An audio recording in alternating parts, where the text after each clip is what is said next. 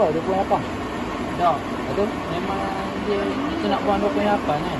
Sebab dia 50. Tapi kita nak buat 48. 48 tu apa? Biasanya 40 tapi dia boleh buat lebih.